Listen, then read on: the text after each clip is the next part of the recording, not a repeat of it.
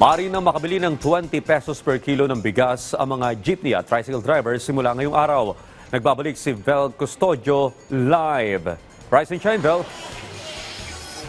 Rise and shine, Audrey. Simula ngayong araw, available na ang 20 bigas meron na para sa mga jeepney drivers at tricycle drivers. Isa lamang itong Kadiwa Center sa Bureau of Animal Industry sa mga pilot sites para sa launching ng 20 bigas para sa mga tsuper.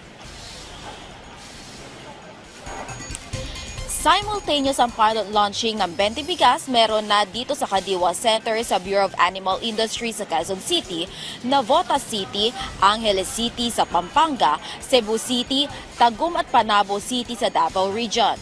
Nagtutulungan ng Department of Agriculture, Department of Transportation, LTFRB at local government units para sa database o listahan ng TODA sa mga pilot areas. Ayon kay DA Assistant Secretary Ardel de Mesa, posibleng sa Oktubre ang full implementation ng naturang programa. Nauna nang naging available ang 20 pesos kada kilong bigas sa mga senior citizen, may kapansanan, miyembro ng 4-piece, solo parents, magsasaka ng palay at mangingisda sa PFDA ports.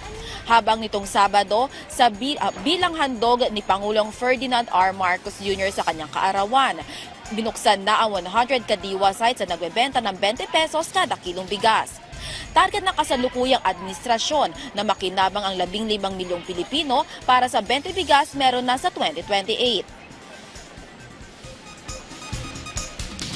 Audrey, sa ngayon, dumating na ang paunang 100 bags para sa launching ng 20 bigas meron na dito sa Bureau of Animal Industry at mamaya darating pa ang susunod na 100 sacks. Sa ngayon din ay simultaneous na magsisimula ang launching ng event para sa 20 bigas meron na. Balik sa iyo, Audrey. Maraming salamat, Vel Custodio.